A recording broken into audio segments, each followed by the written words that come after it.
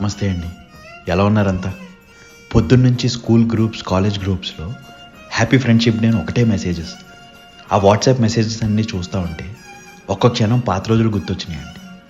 అప్పట్లో friendship day అంటే పొద్దున్న లేచి షాప్‌కి వెళ్ళి మన ఫ్రెండ్స్ అందరికీ బ్యాండ్స్ కొనేవాళ్ళం.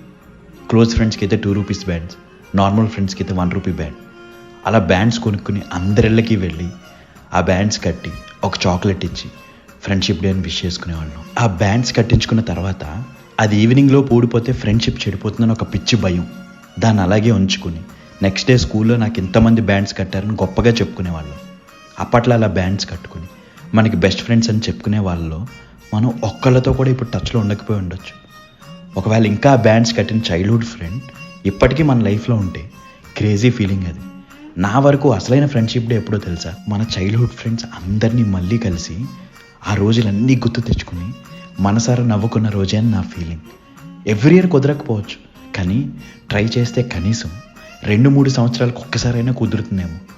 ఈసారి అలా గెట్ టుగెదర్స్లో మీ చైల్డ్హుడ్ ఫ్రెండ్స్కి బ్యాండ్స్ కట్టి సరదాగా మళ్ళీ విష్ చేసి చూడండి. ఏమంటారు? ఉంటా అండి. ఇట్లు వీరాలింగ మోయ్.